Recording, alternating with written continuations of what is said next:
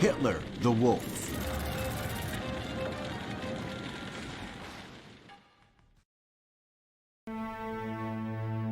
Adolf Hitler Poltz was born at 6:30 a.m. on April the 20th, 1889, in 219 Gasthof zum Palmer Street in Braunau, a small town of the Austrian Bavaria near the German border.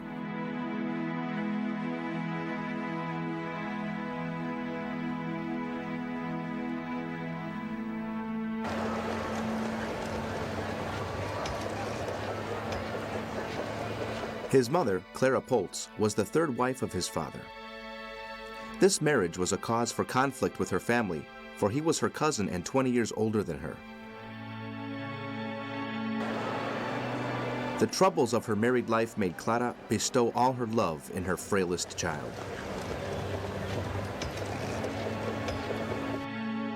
In spite of his liability to idleness, her mother's help got young Adolf through the first stages of his education in the school of the Lambach's Benedictine monastery. In 1898, the family moves to the city of Linz, a town Hitler always regarded as his birthplace. There, he entered the Realschule, where he carried some of his studies out, showing small concern for languages and mathematics.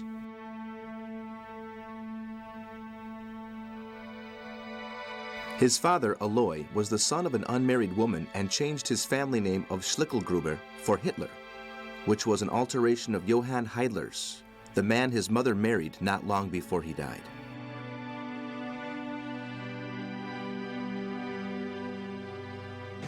He was a customs officer and had a liking for friends, drink, and pubs. Due to his job, he had to live in several border towns. He was cold and domineering and beat hard his son Adolf, a good-for-nothing dimwit in his view.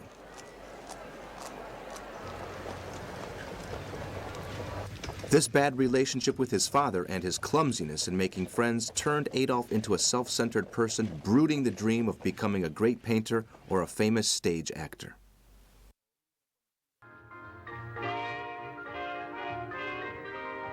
He registers in the Catholic Arts and Crafts School of Linz, but has to quit because of pneumonia that gets him stuck in bed after his father's sudden death in 1903.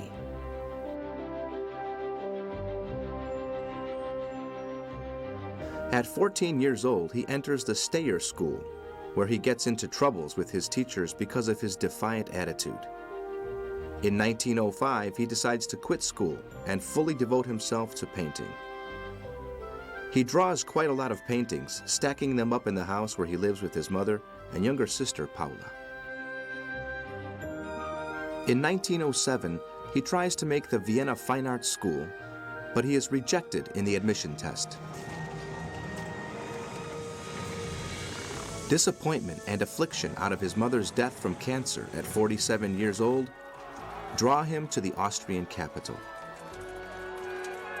For several years, he will survive as a bum, working casually as bricklayer or sketcher.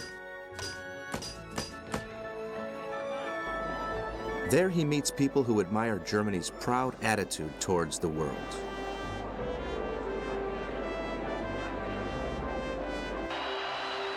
Fascinated by all of this, he moves to Munich in 1913. After evading the military service in Austria when a medical court declared him not fit for the army. In this city, he lives as a carpenter and sketcher. 1914.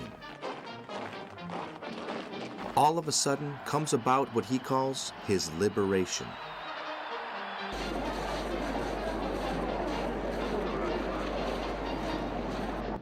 The official declaration of World War I makes him volunteer for the German army on August 3, 1914. In the war, Hitler feels free from years of frustration. Taken to the front, he joins the assault troops of the 1st Bavarian Infantry Regiment. His survival ability and his forceful manner make him a respected soldier among his mates and officers.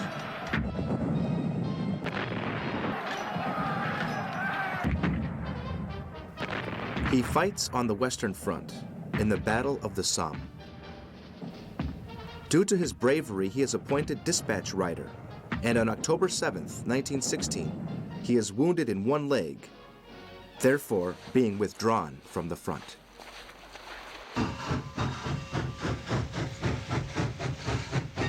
After several months recovering in the Belitz hospital near Berlin, he goes back to the front where he is newly wounded by toxic gas at the end of 1918.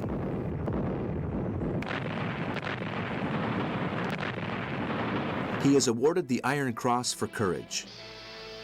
Then Hitler is taken to the Passwalk Hospital in Pomerania, where he undergoes several operations after a temporary loss of sight. He passionately lives the news of the Russian Revolution and of his idolized Germany's humiliating defeat.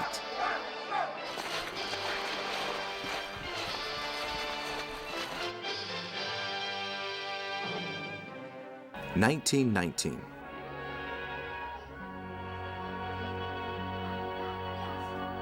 The post-war leaves Corporal Hitler, as known as the Wolf, an orphan again. Far from the respect of his mates, humiliated and deeply hurt in his pride, he finds a country in violent turmoil.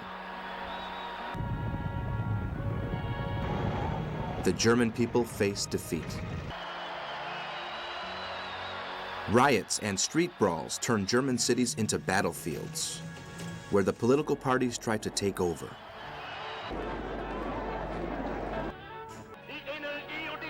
Assigned to quarters in Munich, waiting for an appointment to service, he endeavors to analyze the reasons of Germany's defeat. He writes hundreds of pages about the Bolshevik Revolution that he deeply hates. In his chats with his veteran mates, they work over the party's regime that he deems the source of all evils, and over the expanse of the non-Aryans, bent on annihilating the Aryan race, which he thinks superior.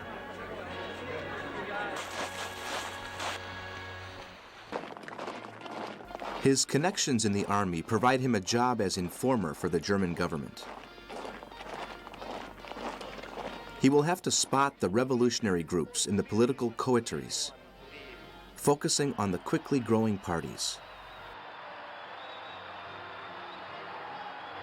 Hitler gets in touch with a group of ultra-right-wing anti-Jew radicals called the Workers' German Party, founded at the end of the war by the locksmith Anton Drexler. Stirred by what he sees and hears, believing that all this will fill the vacuum of his post-war life, he joins the party on September the 14th, this same year with the registration number 555. He attends meetings, and his populist eloquence is well noticed. Hitler enthuses, telling the people what they are eager to hear.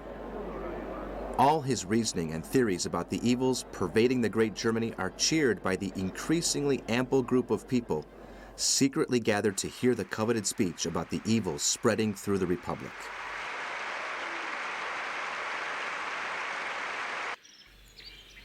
Building on Hindenburg's words that the Great War was lost because of the fatherland's enemies stabbing it in the back, Hitler adds up that this treason was brought about by Jews, socialists, and communists in order to destroy the great German nation.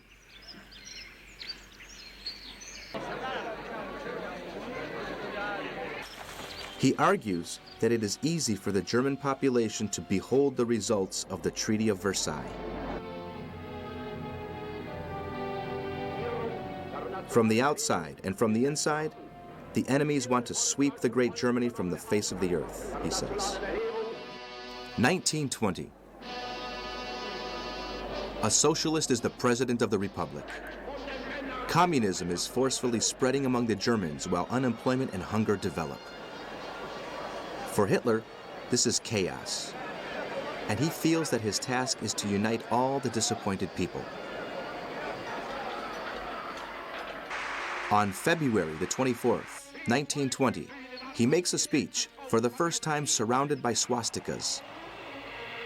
an old humanities sign for worshiping the sun, taken for the symbol of his party. In April of the same year, he quits the army and becomes an excited street agitator. He multiplies his meetings, being now surrounded by powerful groups lured by his friend Göring. These groups subsidize the party's propaganda activities, including the newspaper Völkischer Beobachter. Bankers and industrialists see in Hitler the best protection against the rising communism and socialism. Bit by bit, the impoverished middle classes, fearing the communists' ideals, feel attracted to him. Persuaded of being chosen by the divine providence, he states that being a leader means to attract the masses, and nobody does it as I do. (1921). In 1921, the party takes a new name, the Workers' German National Socialist Party, NSDAP, better known as the Nazi Party. Thanks to the support of veterans and still serving officers, he organizes a private army, the Sturmbannteilung, or SA, the party's assault troops. Wearing army uniforms, the brown shirts are trained to terrorize their political rivals and act as a security service in the leaders' meetings. With these assault troops, Hitler becomes a minor but dangerous political figure in Germany. He relies on the support of reactionary officers, among which General Ludendorff, the airman Göring, and Ernst Röhm, a Wehrmacht former officer.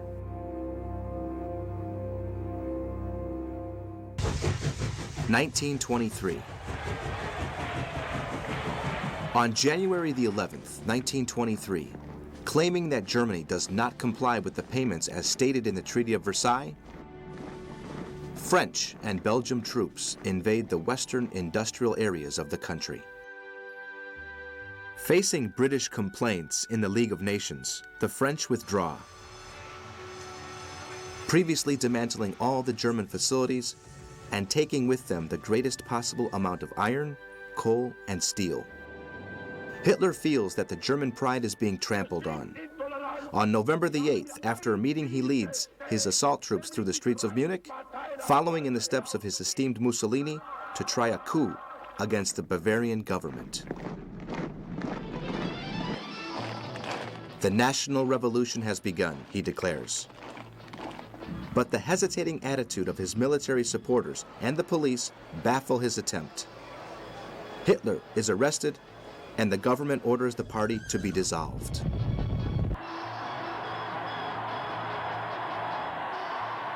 (1924). In February 1924, the Führer-to-be, 35 years old, is brought to trial on a charge of treason and is sentenced to 5 years of imprisonment. Thanks to his political connections, he serves only 8 months in a cell of the Landsberg prison, from where he is discharged on parole on December the 20th this same year. While in prison, he dictates to his friend and party comrade Rudolf Hess his book Mein Kampf, My Struggle. In this book, he tells an autobiographical story, mixing the anti-Semitism and the greatness of the Aryan race with his plans for the future and the enslavement of the nation's citizens.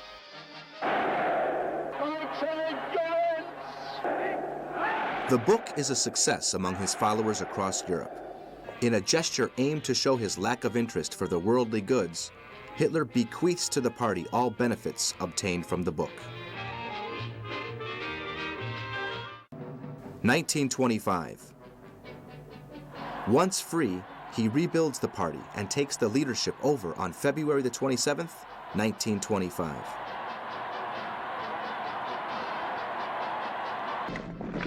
Being in prison has made him change his strategy. He will reach power through democratic ways. without giving up his ruthless brown shirts army. They are the party's strong hand and a retreat for many veterans. In the following months, Hitler and his group run several elections with poor results. His political program, founded on the idea that the left-wing movements supported by the Jews are destroying the patriotic sense of the Germans, does not catch on with the voters. In April, supported by the right-wing Democratic parties, von Hindenburg is elected President of the Republic.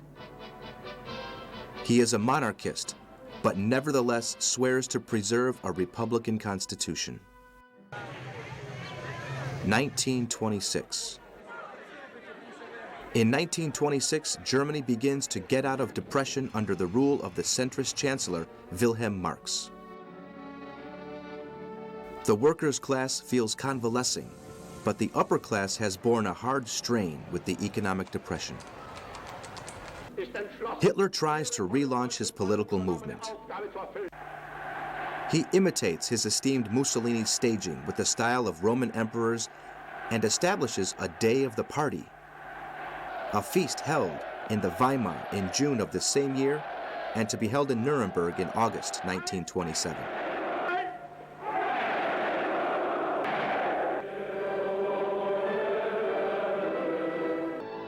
1928. In the elections of May 1928, the Nazi Party, with 100,000 members, gets 800,000 votes. That is, 12 seats out of the 491 seats of the Reichstag. It's a minor force. The new Social Democrat Chancellor, Human Müller, is by no means willing to allow the Nazi leader's verbal excesses and forbids him to speak in public.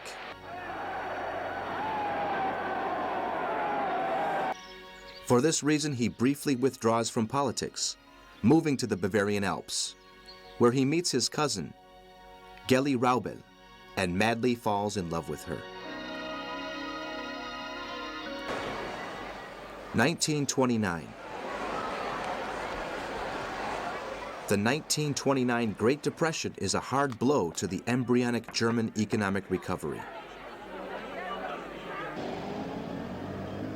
But it's the chance Hitler was hoping for. His remarkable ability as a speaker attracts thousands of followers. Es kam die Zeit,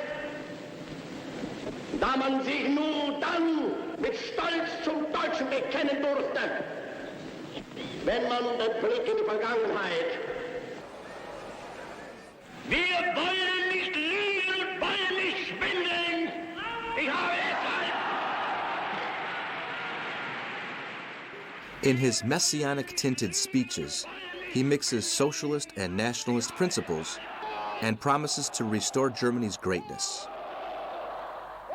Jobs, a fair distribution of wealth, and more nationalism supported by a powerful army. Fight and strength are the road to success.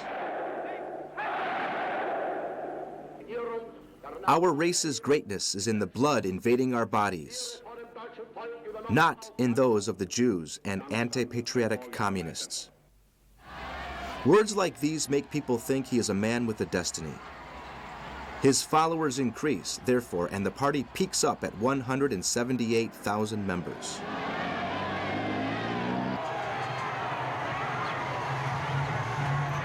Dealing with millions of unemployed workers and sinking into economic depression, the government seeks support to face the situation.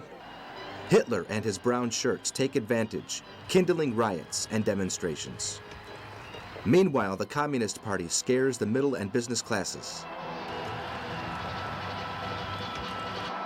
In fact, both are planning the same objective: to take up the pieces when the Republic falls.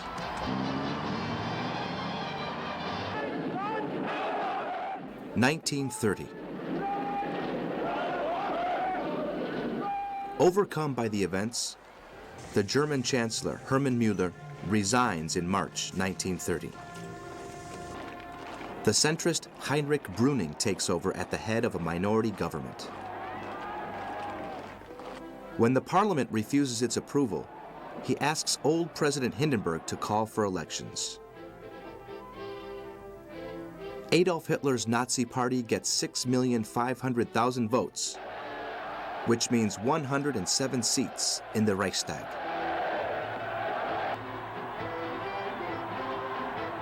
It's a giant step for small ultra-right-wing party with just 12 representatives up to then. It becomes the second most important German party and is thoroughly represented in all the social layers of the country.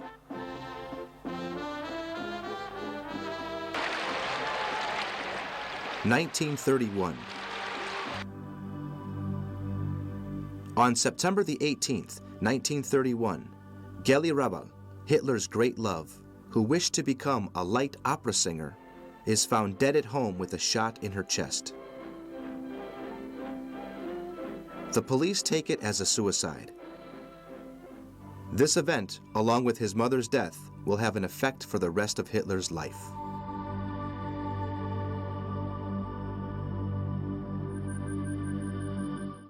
Hindenburg, the military legend of World War I, presides over an increasingly disintegrated Republic of Weimar at 84 years old. He is overruled by the state's crisis. Chancellor Brüning and his policy undergo a severe harassment and destroy operation at the hands of the Nazi Party. This operation increases the pressure on the president, who is compelled to change Brüning for his demo-Christian friend Franz von Papen.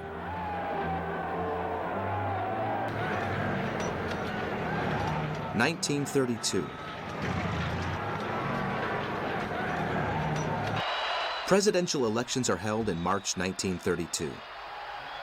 The liberal, demo-Christian, social democrat, and communist parties, fearing a victory of the Nazi leader, ask Hindenburg to run again for the presidency.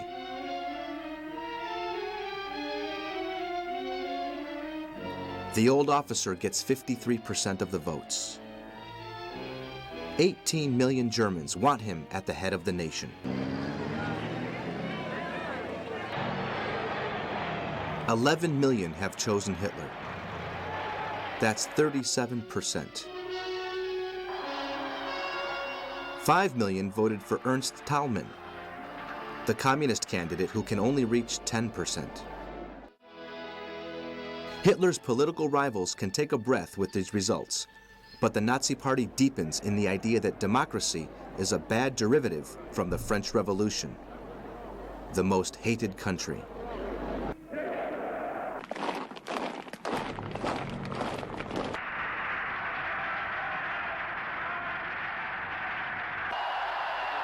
It's the German people's mistake to choose an aged military and spurn a strong and charismatic leader like Hitler.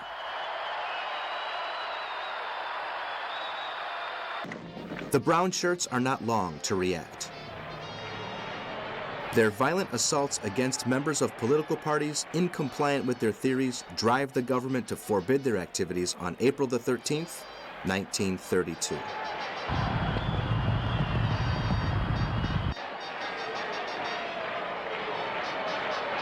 Some weeks later, the Nazis gain the majority in the elections held in 5 federal states. Consequently, the national parliament is dismissed in June, and new elections are called for in July. The presidential election was a failure for Hitler. But this time, he is determined not to let it happen again. In rage, he starts the violent party's machinery to ensure the votes. His security forces, newly empowered by the government, launch a wave of bullying, terrorizing the citizens and hushing up those who don't share in the Nazi ideas.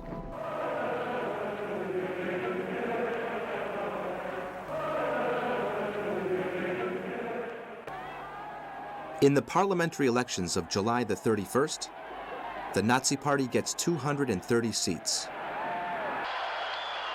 which mean almost 14 million votes. It falls short of the absolute majority, but becomes the most voted party in Germany.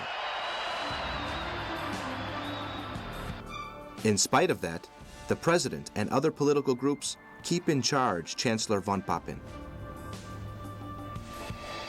Hitler's attempt to get hold of absolute power is a failure. Outwitted by the Nazi harassment against the state and the parliamentary political leaders, Hindenburg submits to Hitler, whom he despises, calling him the corporal, the charge of vice-chancellor on August the 13th. But Hitler refuses. He wants power and no meddling. The government is now completely paralyzed, and the possibilities of reaching an agreement to restore the state are absolutely non-existent due to the persistent boycott of the Nazi representatives. At that, a new election for the Reichstag is called for November the 6th of the current year. Many Nazi voters are scared of what Hitler may do if he gets to power, and they withdraw from him.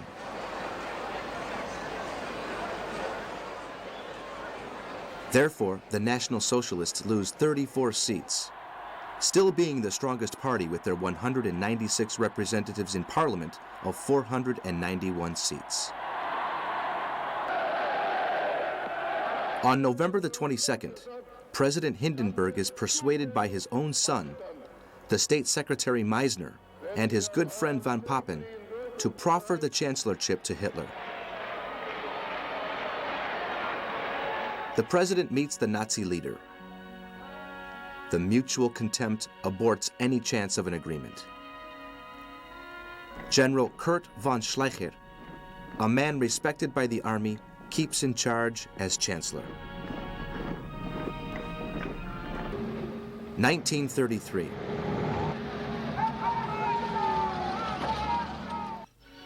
But Hitler doesn't give up and asks his friend Hermann Göring to make the upper classes and the powerful industrialists to put pressure on Hindenburg. The old president eventually gives up and appoints him chancellor on January 30th, 1933. A personal friend of the president, the Demo-Christian von Papen will act as vice-chancellor. The president thinks that von Papen's help and experience can hinder the new chancellor's ambition. But Hitler thinks differently.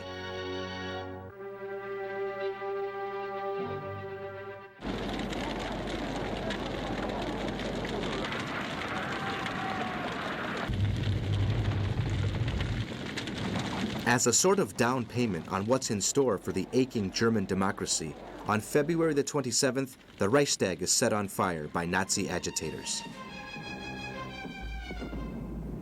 Hitler blames the Dutch communist van der Lubbe and his accessory Ernst Togler, the communist leader in the German parliament. The Reichstag fire and the current national crisis prove that Germany needs a strong leader. This is the core of the program with which Chancellor Hitler runs the elections of March the 5th.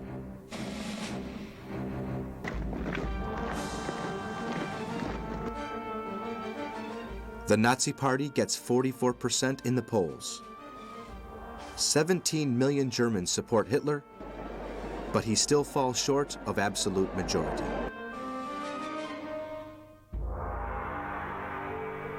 The Nazi leader is reluctant to undergo at any other time the rules of despised democracy.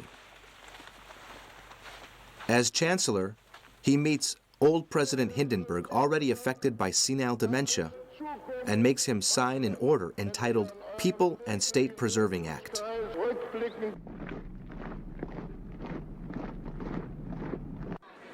He uses it to cancel some constitutional sections concerning the freedom of association and freedom of the press. Communists and socialists are arrested, their parties broken apart and banned.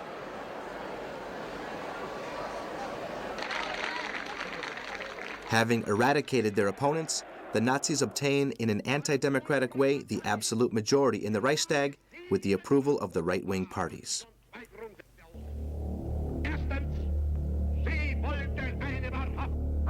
Hitler demands absolute power and this time gets it from a dismembered German parliament.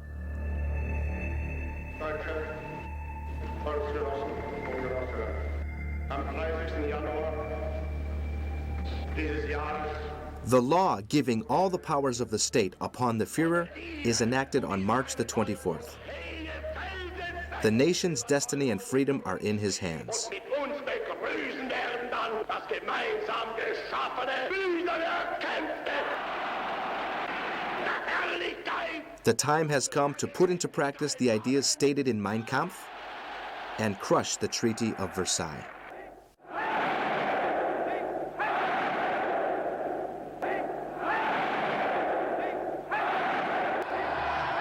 Millions of Germans hail Hitler as the man who can recover the greatness of the German nation. The rest of the citizens must accept the fact in silence, fear, and submission. The federal system is abolished and Germany becomes a single-party totalitarian country. On July the 14th, Hitler begins creating 3 police corps in order to totally subdue the citizens. The Gestapo, or secret police, will be in charge of the state's security. The SS, regarded as the topmost police, will have to bring round the people to the goodness of the regime. And lastly, the SD, or security service, will support the Gestapo operations.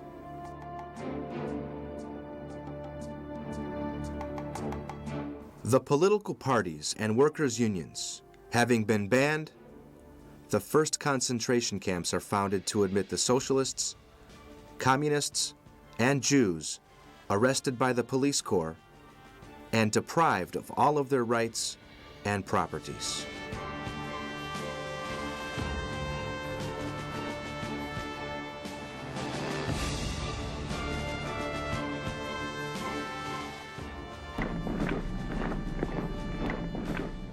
Party Day is held on September the 10th in Nuremberg. Hitler announces that his 2 major objectives are the creation of a powerful army and rely on it for the vital space of policy goals.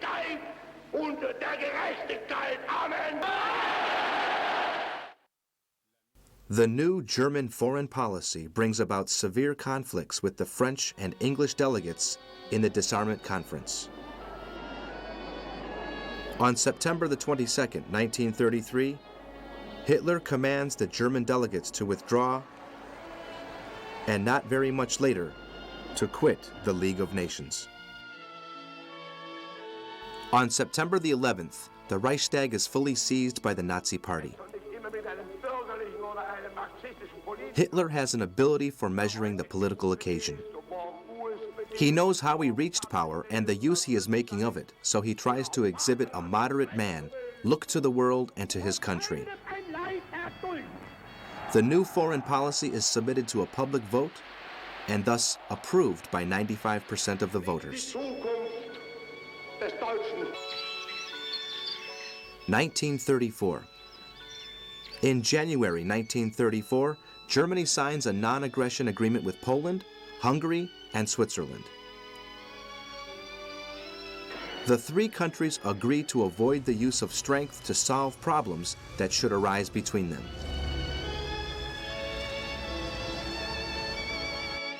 On April the 17th, the French government, feeling suspicious about the German diplomatic moves and aware of their rearmament, re-announces its will to preserve the borders if they are not assured.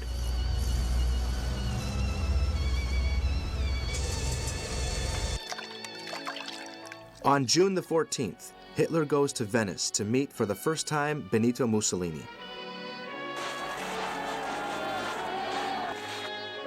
The exaggerated, macho gestures of El Duce set a contrast with the emancipated look of the austere German leader.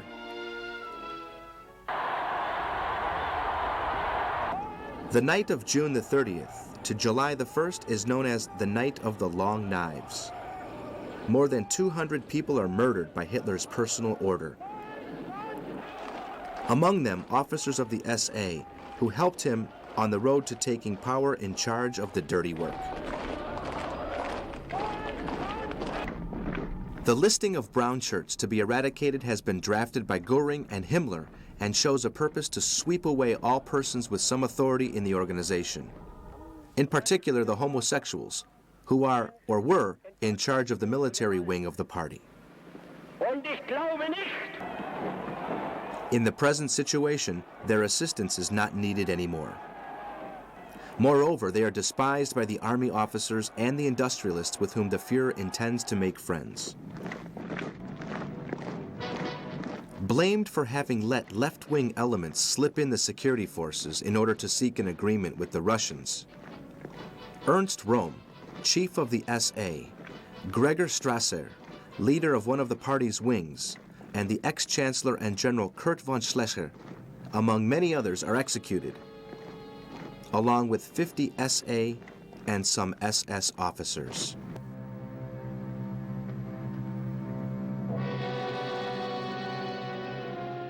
The spiral of terror deepens on July the 25th, when a Nazi commando unit murders the Austrian Chancellor Engelbert Dollfuss, the designer of the Austro-fascism.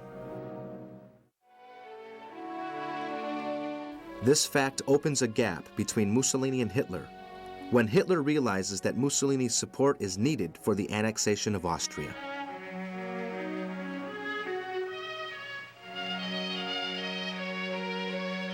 Hindenburg, the hero of Tannenberg, dies on August the 2nd, taken away by senile dementia. In his last days, he was calling the Nazi leader Majesty, thinking he was the Kaiser. He was a stout monarchist with a hard, domineering temper. He despised Hitler and kept stating that the German army had not been beaten in World War I battlefields, giving thus ground to the stabbing theory. At his bedside also lies what's left of the Weimar Republic. For Hitler, the last hindrance in his road to totalitarianism has vanished. He calls for a public vote on August the 19th, asking the people to confirm the absolute power once granted to him by a dismembered and terrorized Reichstag. It is approved by 91% of the voters.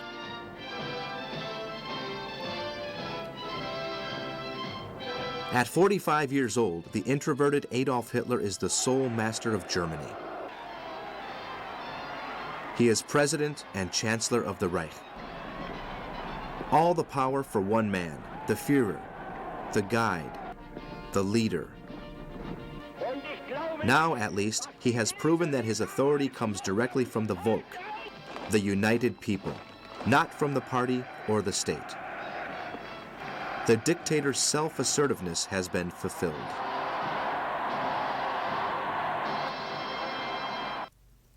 (1935) In January 1935, Hitler's government reaches its first big foreign policy success when a public vote is held, established in the Treaty of Versailles in the Saar district, seized by the French.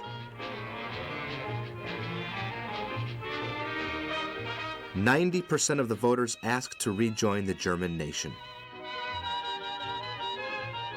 Subsequently, the League of Nations Council Society has to decide the transfer of the district to the Führer's power on January the 17th.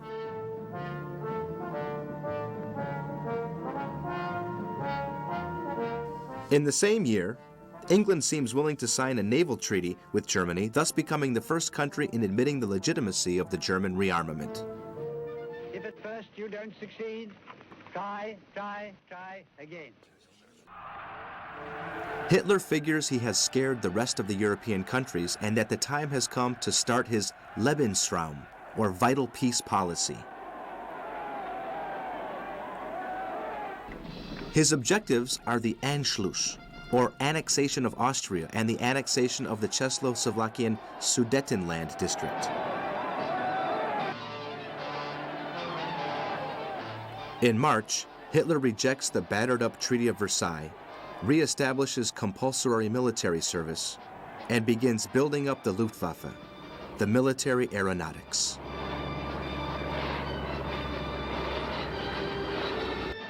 On September the 15th, the Nuremberg Acts deprived the Jews of all of their properties and rights. Thus, the theories of Alfred Rosenberg, the Nazism main thinker, start their journey through history.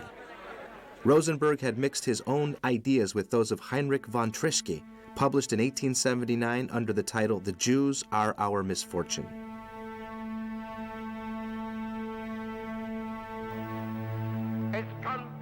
By imprisoning the Jews, I fight for the working of our Lord, says Hitler.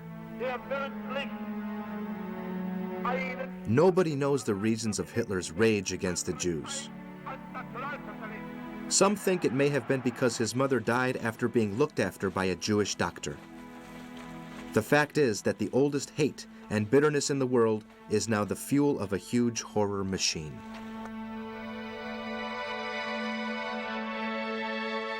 Like the Christian theologists of 60 AD, for whom the Jewish people deserved all the evils for not accepting Jesus Christ as their Messiah,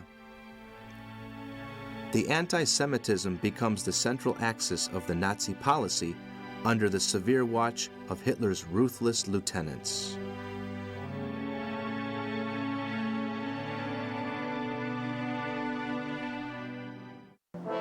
Hermann Göring, from a well-to-do family. As a famous pilot in the Great War, he was respected and esteemed in Germany. He is a member of the Führer's military council. Commander of the assault groups and head of the Air Force, he is also the founder of the Gestapo and responsible for the concentration camps. In order to manage the German economy, he will rely upon the help of the brilliant Dr. Halscher Schacht. The Minister of Propaganda is a journalist, Joseph Goebbels.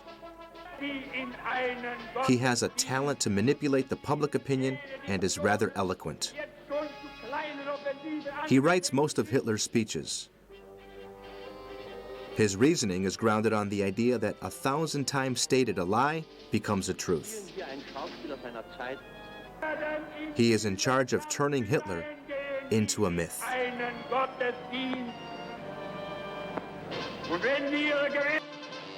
Heinrich Himmler helped Hitler in his Bavaria coup and is since his faithful underling.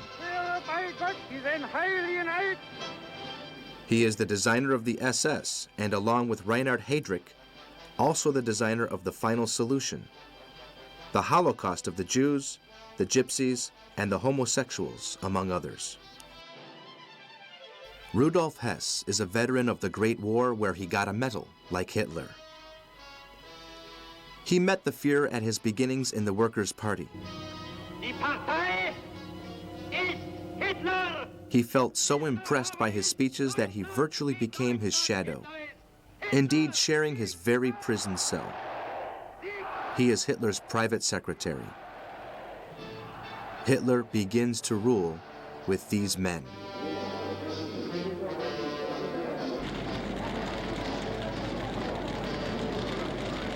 Books are burned because ideas are dangerous. The nation's newspapers and culture must be managed by the state.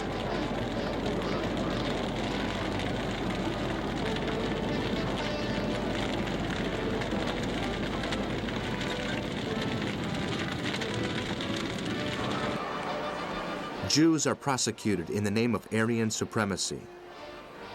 Their businesses and estates are being razed to the ground. They are being banned from all social and professional life. Germany becomes a nightmarish country under the impervious look of other nations that suffered the bitterness of the Great War.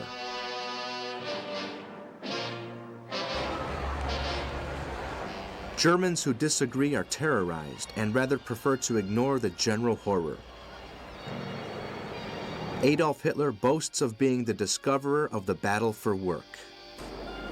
He is giving them what they want: great public programs and infrastructures with which to develop the country and create jobs. The pride of a pure race, honor and courage against the anti-race of the Jews and other ethnic groups mingled in the countries that humiliated the Great Germany. Work in return for silence and no freedom. German industries support Hitler because the economic development fostered by the country's militarization is bringing huge benefits. Few people are worried by the fact of being subdued to a political power in the shape of a military dictatorship. Many of them are conscious, however, that the lack of control in the public spending is driving to a critical point to which war will be sought for solution.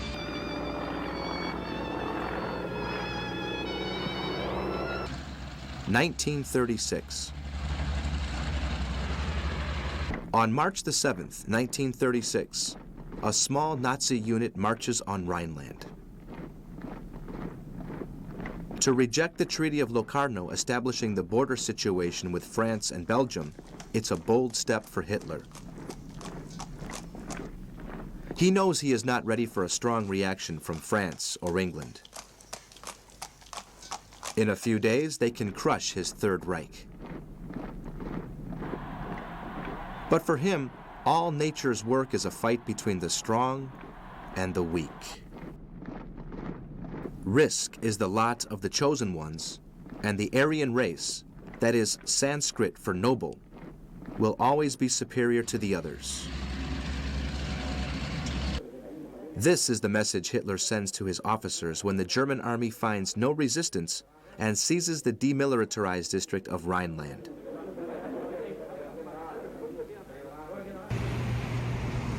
The European allies are unable to take measures in order to stop the new Germany's challenges.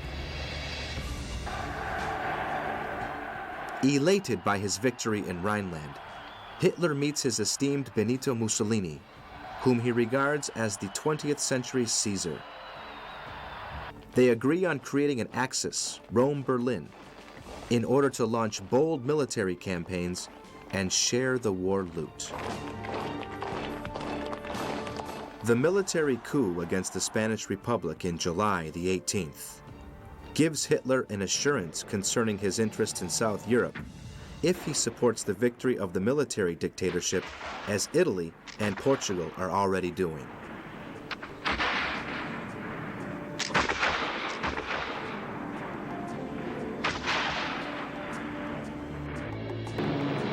On July the 30th, the first 87 planes take off from Germany to Cadiz in order to help the Spanish rebellious officers. He will support Franco all along the Spanish Civil War, and this war will be an excellent testing field for the German weapons. England and France decide to keep neutral, while Russia will help the Spanish government.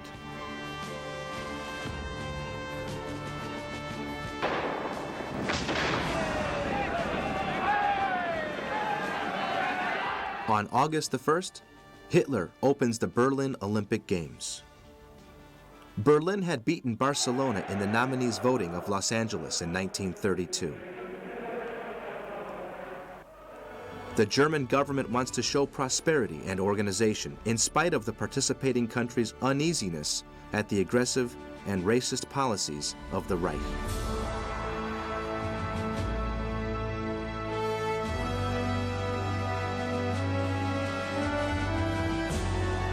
On October the 25th, the Italian Minister of Foreign Affairs, Count Ciano, ratifies in Germany the agreement for the Axis Rome-Berlin. With Italy for an ally, Hitler is ready for his next move. In November, he brings Japan on to sign the Anti-Comintern Agreement, according to which both countries agree to fight against the Communist International.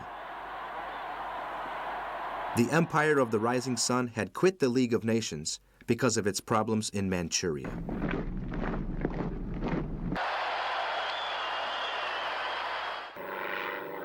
(1937). On April the 26th, the German Air Task Force, the Condor Legion, shows its power raiding Guernica, the cultural capital town of the Spanish Basque Country. Heinkel's 111, Dorniers, Junkers, and Messerschmitts show their capacity to destroy upon helpless citizens.